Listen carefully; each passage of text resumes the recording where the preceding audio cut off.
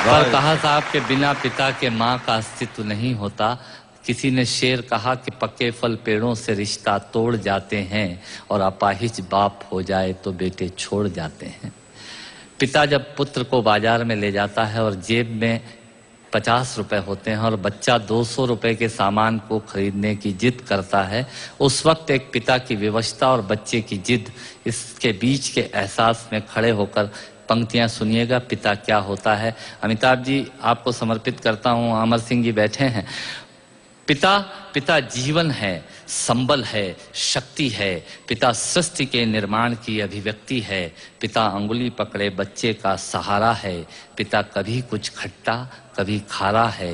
पिता पालन है, पोषण है, परिवार का अनुशासन है। पिता धौंस से चलने वाला प्रेम का प्रशासन है।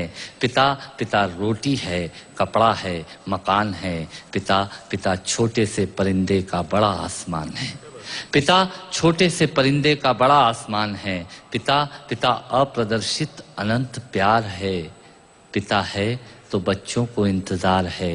पिता से ही बच्चों के ढेर सारे सपने हैं। पिता है तो बाजार के सब खिलौने अपने हैं। पिता है तो बाजार के सब खिलौने अपने हैं। पिता से परिवार में प्रतिपल राग है।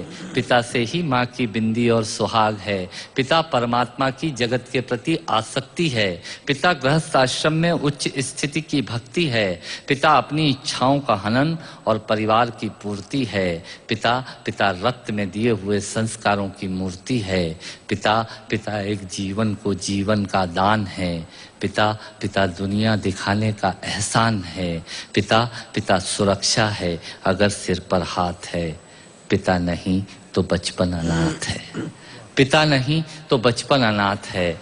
पिता नहीं तो बचपन अनाथ है। तो पिता से बड़ा तुम अपना नाम करो।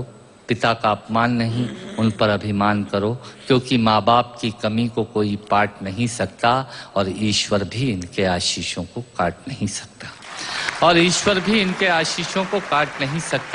विश्व में किसी भी देवता का स्थान दूजा है। माँ बाप की सेवा ही सबसे बड़ी पूजा है।